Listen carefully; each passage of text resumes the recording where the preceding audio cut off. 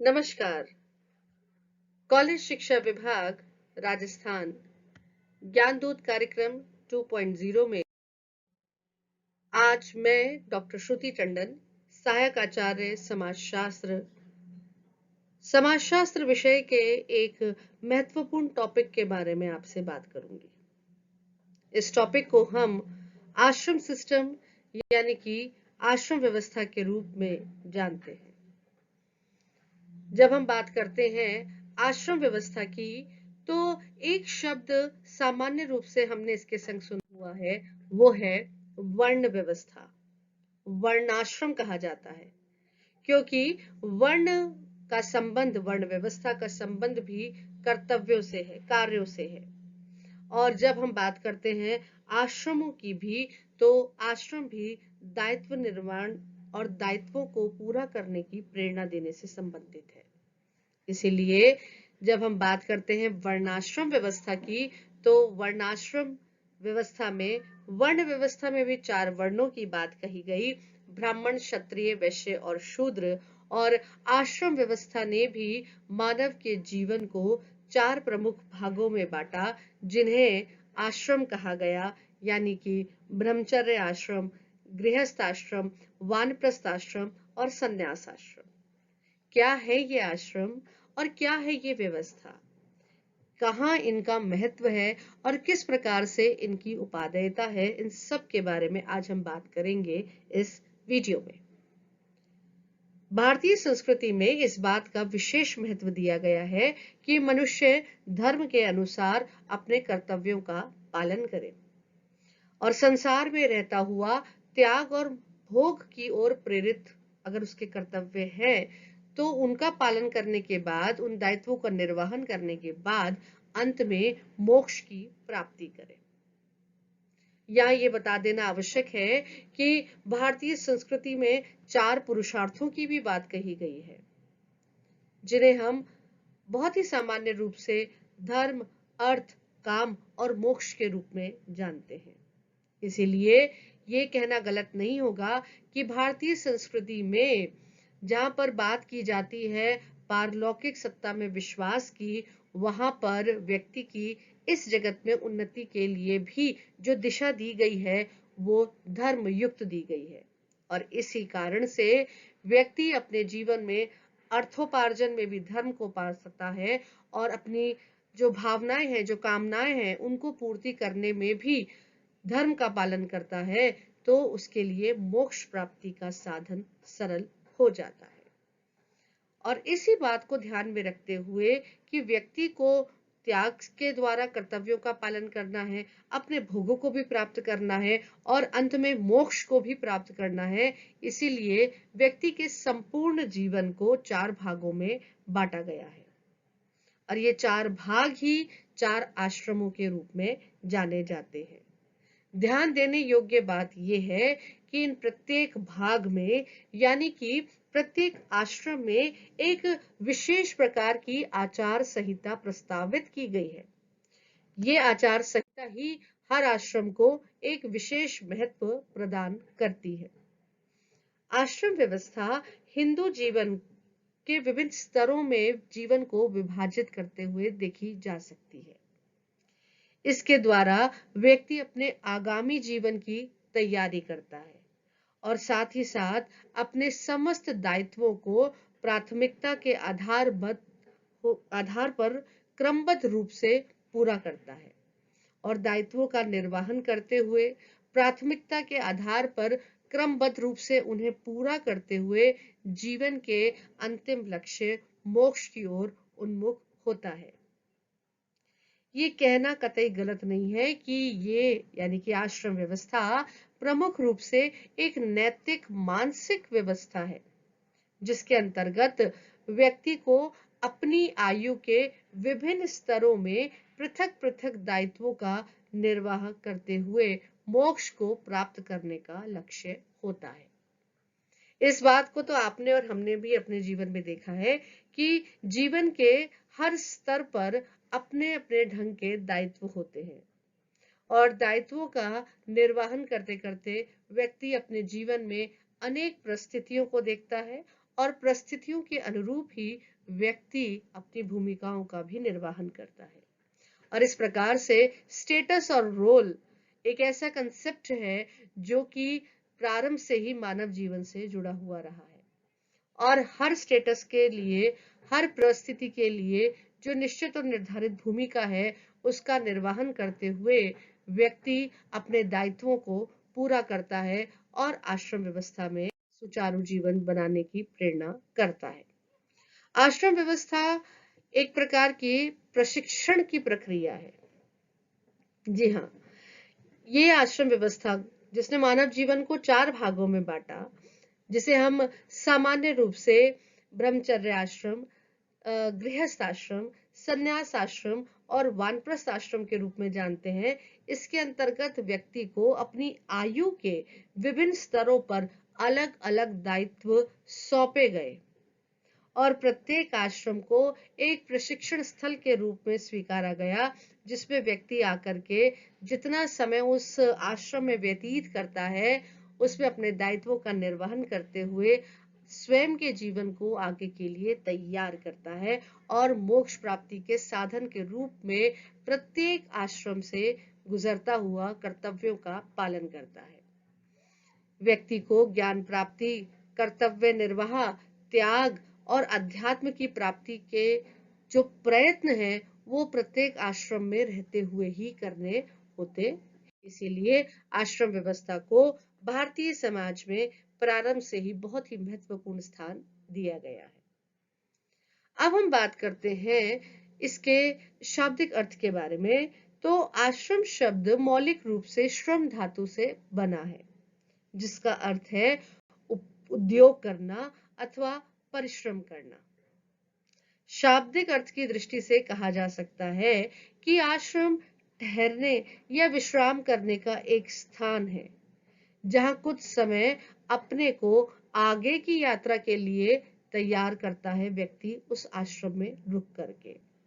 आश्रम स्वयं में कोई लक्ष्य प्राप्ति का साधन है और यहाँ देखा जाए तो अंतिम लक्ष्य है मोक्ष, और उसको प्राप्त करने के लिए जिन पुरुषार्थों से व्यक्ति गुजरता है, यानी कि धर्म, अर्थ और काम, उनका मर्यादित रूप से जीवन में प्रयोग किस प्रकार से हो उसकी प्रेरणा आश्रम व्यवस्था देता है। यानी कि ये एक तरीके से ठहरने या विश्राम करने के शाब्दिक अर्थ को स्वयं में समेटे हुए है। और जब एक व्यक्ति, जैसे कोई व्यक्ति एक लंबी यात्रा पर निकलता है तो एक समय के बाद जब उस पर थकान हावी होने लगती है तो वो विश्राम करता है, और विश्राम करने के बाद अपने आप को वापस से ताजगी से भर करके आगे की यात्रा शुरू करता है। ठीक इसी प्रकार से व्यक्ति को अपने जीवन में कई कर्तव्यों का पालन करना होता है और एक आश्रम में रुक करके वो अपने उन तात्कालिक जो उसके लक्ष्य हैं, जो उसके उद्देश्य हैं, जो उसके दायित्व हैं जीवन के, उनका वो पालन करता है और प्रशिक्षण प्राप्त करता है कि किस प्रकार से आगे की यात्रा को वो सुचारू और व्यवस्थित बना सके। इसीलिए आश्रम व्यवस्था का शाब्दिक श्रम से जुड़ा है, मेहनत से जुड़ा है, क्योंकि प्रत्येक आश्रम में व्यक्ति को श्रम करते हुए स्वयं को आगे के जीवन के लिए तैयार करना होता है। आश्रम व्यवस्था के अंतर्गत व्यक्ति की आयु को 100 वर्ष माना गया और उसके संपूर्ण 100 वर्ष के जीवन को 4 बराबर भागों में विभाजित किया गया है। इसीलिए आश्रम के 4 जो भाग हैं, जो 4 प्रकार हैं, उनमें आयु को भी बराबरी से वितरित किया गया है। 25 वर्ष तक की आयु को ब्रह्मचर्य आश्रम में रखा गया है। 25 से 50 वर्ष तक की आयु को गृहस्थ आश्रम में रखा गया, या 25 से 50 वर्ष तक आयु के व्यक्ति को गृहस्थ आश्रम का पालन करना होता है, ये कहा जाए तो भी गलत नहीं होगा। 50 से 75 वर्ष तक की आयु का व्यक्ति वानप्रस्थ आश्रम का सदस्य होता है और 75 से 100 वर्ष तक व्यक्ति संन्यास आश्रम में रहता है। इस प्रकार से बराबर 4 बराबर आयु के हिसाब से जो वर्गीकरण किया गया मानव के 100 वर्ष के जीवन का, उसमें 4 आश्रमों का स्थान निश्चित और निर्धारित किया गया। सर्वप्रथम ब्रह्मचर्य आश्रम, उसके बाद गृहस्थ आश्रम, उसके बाद वानप्रस्थ आश्रम और उसके पश्चात संन्यास आश्रम की बात। 100 वर्षों का स्वीकारने के पश्चात उसे 4 प्रमुख भागों में बांटा गया। उनमें निश्चित आयु वितरण किया गया और उसके बाद जो निश्चित दायित्वों का निर्धारण किया गया, उनके आधार पर इन चारों आश्रमों की व्यवस्था की गई। सबसे पहले शुरुआत करते हैं ब्रह्मचर्य आश्रम की। इस आश्रम का संबंध शिक्षा प्राप्ति से है। आज भी देखा जाता है कि जब एक बालक का जन्म होता है तो परिवार के सदस्यों के पश्चात या आस पड़ोस में मिलने के बाद बालक का संपर्क होता है स्कूल से, प्ले ग्रुप से, और यहीं से उसकी शिक्षा दीक्षा प्रारंभ होती है। और एक स्टैंडर्ड एज अगर आज भी देखी जाती है तो 20-21 साल तक वो अपनी ग्रेजुएशन पूरी करता है और उसके बाद अपनी प्रोफेशनल लाइफ शुरू करता है। ठीक इसी प्रकार से अगर देखा जाए तो प्राचीन काल में इसे ब्रह्मचर्य आश्रम का नाम दिया गया, जो कि अध्ययन कार्य से एक बालक के जीवन को जोड़ के रखता था। इसमें मूल्यों की शिक्षा दी जाती थी, संस्कारों की शिक्षा दी जाती थी, संयम अनुशासन का पाठ पढ़ाया जाता था और वहां व्यवस्था की जाती थी गुरुकुल के द्वारा। उपनयन संस्कार वो माध्यम होता था जिससे कि बालक अपने परिवार से निकल के गुरुकुल में जाकर के गुरु के सानिध्य में रह करके शिक्षा प्राप्त करता था। बात करें ब्रह्मचर्य शब्द के बारे में तो ब्रह्मचर्य शब्द 2 शब्दों से मिलकर बना है, ब्रह्म और चर्य। ब्रह्म का अर्थ है महान और चर्य का अर्थ है अनुसरण करना या चलना। इस प्रकार से महानता के मार्ग पर चलना या अनुसरण करना ब्रह्मचर्य कहलाता है। और गुरु के सामने जब एक बालक आता है तो वो कच्ची मिट्टी के समान होता है, इसीलिए वो बालक गुरु के सानिध्य में रह के विद्यार्थी स्वरूप में आकर के अपने गुरु से श्रेष्ठ बातों को सीखता है, उनका अनुसरण करता है और महानता के मार्ग पर चलने के लिए प्रयासरत होता है। ब्रह्मचर्य का तात्पर्य सभी प्रकार के संयमों से है, जैसे अनुशासन। अब ये अनुशासन मानसिक भी है कि किस प्रकार के विचारों को हमें स्वीकारना है, किस प्रकार के विचारों को हमें रोकना है, खान पान का भी है, रहन सहन का भी है, व्यवहार का भी है। यानी कि जीवन के हर पक्ष में अनुशासन के महत्व की जो जानकारी है वो ब्रह्मचर्य आश्रम में दी जाती है। कर्तव्य परायणता का गुण सिखाया जाता है, क्योंकि व्यक्ति के पास ता उम्र अपने निश्चित और निर्धारित कर्तव्य है जिनका पालन करना उसके लिए आवश्यक है, ताकि ना सिर्फ उसके जीवन में, परिवार में, समाज में, बल्कि पूरी वसुधा में एक नियम व्यवस्था बनी रह सके। नैतिकता और आचरण की शुद्धता और पवित्रता जैसे मूल्यों को भी ब्रह्मचर्य आश्रम के दौरान बालक में विकसित किया जाता है। उपनयन संस्कार के पश्चात बालक ब्रह्मचर्य आश्रम में प्रवेश करता है। संयम, विद्याध्ययन, गुरु सेवा, वर्जनाएं यानी कि कुछ कार्य जो नहीं करने हैं उनकी भी शिक्षा, उनका व्यवहारिक अर्थ बालक को यहाँ सिखाया जाता था, जिससे बालक अनुसरण करके महान व्यक्तित्व के निर्माण की ओर अग्रसर हो सके।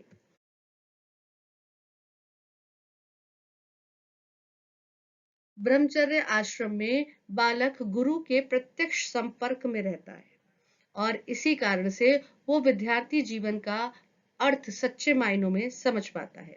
विद्यार्थी अपने व्यक्तित्व का विकास जब गुरु के सानिध्य में करता है तो सर्वांगीण विकास होने की संभावना अधिक बढ़ जाती है। अपने आप को सद्गुणों से विभूषित करता है, अपने चरित्र का निर्माण करता है और अपनी यौन इच्छाओं पर नियंत्रण करना सीखता है, क्योंकि अपनी यौन इच्छाओं पर नियंत्रण रखते हुए ही वो अगले आश्रम यानी कि गृहस्थ आश्रम में जीवन जीने के योग्य बन पाता है। इस आश्रम का बालक के शारीरिक, मानसिक और आध्यात्मिक विकास की दृष्टि से विशेष महत्व होता है, क्योंकि गुरुकुल में इस प्रकार की शिक्षा दी जाती थी जो कि बालक को शारीरिक रूप से भी सक्षम करने में सहायता देती थी, मानसिक रूप से सुदृढ़ करने में और उसकी आध्यात्मिक उन्नति हो सके, ताकि मानव जीवन के अंतिम लक्ष्य मोक्ष की ओर व्यक्ति अग्रसर हो। इस प्रकार की शिक्षा ब्रह्मचर्य आश्रम में, गुरुकुल व्यवस्था में, गुरु के सानिध्य में बालक को दी जाती थी। यह आश्रम समाज की सांस्कृतिक परंपराओं को एक पीढ़ी से दूसरी पीढ़ी तक हस्तांतरित करने में विशेष रूप से सहयोगी रहा है। अब बात करते हैं गृहस्थ आश्रम की, जिसका समय 25 वर्ष से 50 वर्ष तक माना गया। ब्रह्मचर्य आश्रम में अध्ययन कार्य पूर्ण करने के पश्चात विवाह संस्कार संपन्न होने से व्यक्ति गृहस्थ आश्रम में प्रवेश करता है, जहां वो 50 वर्ष की आयु तक रहता है। जितनी शिक्षा उसने ब्रह्मचर्य आश्रम में प्राप्त की, यह आश्रम वो कर्म स्थल बनता है जहां उन शिक्षाओं को जो बालक ब्रह्मचर्य आश्रम में प्राप्त करके आया है, उसे वो मूर्त रूप देता है। इस आश्रम में व्यक्ति धार्मिक और सामाजिक दायित्वों को पूरा करने की ओर अग्रसर होता है। एक नए जीवन की उसकी शुरुआत होती है, जिसमें वो पति या पत्नी के रूप में अपनी भूमिका का निर्वहन तो करता ही है, बाद में माता पिता बनकर के भी उसकी भूमिका बढ़ जाती है और वहीं पर वो अपने गुरुओं, अपने परिवारजनों के प्रति भी दायित्वों को निभाने की जिम्मेदारी उठाता है। इस आश्रम में रहकर ही वो स्वयं, परिवार और समाज के प्रति अपने कर्तव्यों को पूर्ण करता हुआ अगले आश्रम यानी वानप्रस्थ और संन्यास की ओर जाने के लिए योग्यता भी प्राप्त करता है। एक गृहस्थ का कर्तव्य है कि वह देवताओं, माता पिता, अतिथियों तथा अन्य प्राणियों के प्रति अपने दायित्वों को निभाए, पवित्रता का पालन करे, सरलता और अहिंसा का आचरण करे। शायद इसी कारण से इस आश्रम को बहुत ही महत्वपूर्ण स्थान दिया गया, जहां पर माता पिता की सेवा की भी बात कही गई है। देवताओं को न सिर्फ पूजा के समय ही विशेष रूप से आह्वान किया जाता, बल्कि हर कार्य में उनके आह्वान को या उनको जोड़ा जाता, चाहे वो भोजन बनाना हो या किसी नए कार्य को करने की शुरुआत हो। अतिथियों का सत्कार की यहाँ बात कही गई है, और तो और अन्य प्राणियों की भी सेवा भाव से जीने का संदेश इस गृहस्थ आश्रम में दिया गया है। गृहस्थ के लिए प्रतिदिन धर्म पूर्ति के लिए 5 महायज्ञों का भी विधान किया गया, जैसे ब्रह्म यज्ञ, देव यज्ञ, पितृ यज्ञ और अतिथि यज्ञ, जिसमें कि पति पत्नी मिलकर के इनका पालन करते हुए, नियमों के अनुरूप, धर्म के अनुरूप जीवन जीते हुए ना सिर्फ अपने परिवार की उन्नति और उसकी विकसित होने की कामना करें, बल्कि समाज के लिए भी इसी प्रकार की भावना रख करके इन यज्ञों का आयोजन करें। इस प्रकार की भावनाओं का विकास गृहस्थ आश्रम में व्यक्ति करता हुआ 50 वर्ष तक अपना जीवन जीते हुए अपने दायित्वों का निर्वाह करता है। अब आता है अगला वानप्रस्थ आश्रम। सामान्य धारणा के अनुसार 50 से 75 वर्ष तक का जो समय है, वो वानप्रस्थ आश्रम का समय कहलाया। वानप्रस्थ आश्रम के माध्यम से व्यक्ति के व्यक्तित्व का विकास और समाज का कल्याण दोनों एक साथ हो जाते हैं, क्योंकि इस अवस्था तक आते आते कई जिम्मेदारियां व्यक्ति पूर्ण कर सकता है, और जब वो अपने घर में यह दिखता है कि उसके द्वारा जो महत्वपूर्ण दायित्व थे उनका निर्वाह हो गया और उसके जीवन का एक और महत्वपूर्ण दायित्व शेष है जो कि मोक्ष प्राप्ति है, तो इसीलिए अब वो वानप्रस्थी बनता है, यानी वनों की ओर गमन करने के लिए प्रेरित होता है, जहां पर वो व्यक्तित्व का विकास भी कर सके और समाज का कल्याण भी कर सके। वानप्रस्थ में जाने वाला व्यक्ति परिवार का ही सदस्य नहीं है, बल्कि संपूर्ण समाज की इकाई बन जाता है। इस आश्रम का मुख्य लक्ष्य व्यक्ति को संन्यास आश्रम के लिए तैयार करना रहता है। वानप्रस्थ आश्रम व्यक्ति को सांसारिक चिंताओं से मुक्त करके संसार के प्रति विरक्ति का भाव पैदा करता है और मोक्ष प्राप्ति के मार्ग पर चलने के लिए उसे तैयार करता है। और इस प्रकार की तैयारी करते हुए व्यक्ति पहुंचता है चौथे और अंतिम आश्रम यानी कि संन्यास आश्रम की ओर। सामान्यतया 75 वर्ष की आयु के पश्चात मृत्यु तक का समय संन्यास आश्रम कहलाता है। यदि 75 वर्ष से कम आयु में ही व्यक्ति सन्यासी बनना चाहे तो उसके लिए किसी प्रकार की वर्जना नहीं होती है, लेकिन सामान्य तौर पर इस प्रकार से कहा जाता है कि जब व्यक्ति इन सभी आश्रमों से गुजरता हुआ संन्यास आश्रम तक पहुंचता है तो उसके भीतर किसी प्रकार की कामनाएं शेष नहीं रहती हैं, क्योंकि वो धर्म के अनुरूप अपने सभी कर्तव्यों का निर्वहन करते हुए अपने सभी जिम्मेदारियों को निभाने के बाद इस मार्ग में और इस आश्रम में प्रवेश करता है। प्राचीन समय में कुछ लोगों ने ब्रह्मचर्य से सीधा संन्यास भी धारण कर लिया था। इस आश्रम में व्यक्ति का लक्ष्य मोक्ष प्राप्ति होता है, इसलिए वो सांसारिक बंधनों से दूर होकर के ईश्वर आराधना में संलग्न होता है और इसके लिए वो कठोर तप, साधना, संयम और योग जो कि महत्वपूर्ण आवश्यकताएं हैं उनको पूरा करता है और इन आवश्यकताओं की पूर्ति संन्यास के द्वारा ही संभव हो सकती है। इस प्रकार से इन स्लाइड्स में हमने आश्रमों के अर्थ को जाना और उनके महत्व की बात करी है, लेकिन अगर हम संपूर्ण रूप से आश्रम व्यवस्था के महत्व की बात करें तो हम ये पाएंगे कि जीवन के समुचित विकास की भावना आश्रम व्यवस्था में पाई जाती है। व्यक्ति के सर्वांगीण विकास में यह जरूरी है कि उसे इस बात की समझ हो कि किस समय उसे किस प्रकार के कार्य को करना है और अपने कार्य को करते हुए, अपने दायित्वों को निभाते हुए उसे धर्म का ज्ञान हो, उसके जीवन में अनुशासन हो और उसे अंतिम लक्ष्य मोक्ष की जागरूकता बनी रहे। इसके लिए आश्रम व्यवस्था एक महत्वपूर्ण पड़ाव बन के सिद्ध हुआ, जिसने हर 25 वर्ष की आयु को निर्धारित दायित्वों को पूर्ण करने में सहयोग किया, ताकि व्यक्ति के जीवन के समुचित विकास की संभावना बढ़ सके। इसमें मानवीय गुणों के विकास की बात कही गई, क्योंकि हर आश्रम में मानवीयता को सहेजा गया, अपने कर्तव्यों के निर्वहन की प्रेरणा दी गई, जो कि ना सिर्फ परिवारजनों के लिए है बल्कि समाज के लिए है, मानव के लिए है और इसी कारण से मानव धर्म को श्रेष्ठ स्वीकारते हुए एक दूसरे के सहयोग की बात कही गई, एक दूसरे के प्रति सद्भावना की बात कही गई, ताकि व्यक्ति के भीतर मानवीय गुणों का विकास संभव हो सके। इसमें व्यक्ति और समाज की पारस्परिक निर्भरता पर भी जोर दिया गया, क्योंकि व्यक्ति एकांत में जब अपना जीवन जी रहा है, जबकि संन्यास आश्रम तक पहुंचते पहुंचते उसकी प्राथमिकता बन जाती है, लेकिन उससे पूर्व उसका जीवन समाज में रहता है और हर बात के लिए वो समाज पर निर्भर रहता है। तो व्यक्ति और समाज की जो पारस्परिक निर्भरता है, उनमें एक दूसरे के प्रति सजगता रहे और एक दूसरे के प्रति सहयोग की भावना रहे, इस बात को आश्रम व्यवस्था में मुखरित होकर के कहा गया है। इसमें सामाजिक नियंत्रण की दृष्टि से भी महत्वपूर्ण स्वीकारा गया, क्योंकि नियंत्रण के जो साधन हैं उसमें औपचारिक व्यवस्था तो अलग है, लेकिन अनौपचारिक रूप से व्यक्ति नियंत्रित तभी रहता है जब वो अपने सभी दायित्वों को धर्म की दृष्टि से निभाने की महत्वपूर्ण आवश्यकता को महसूस करता है। इसी कारण से व्यक्ति संयमित होकर के अपने समाज के कल्याण में भी योगदान देता है।